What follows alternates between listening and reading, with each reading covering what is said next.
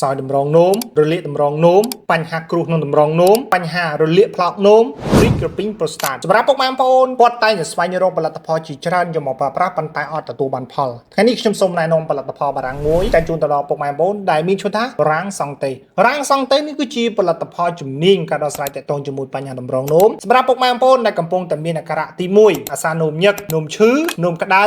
នោមអួលនោមផ្សា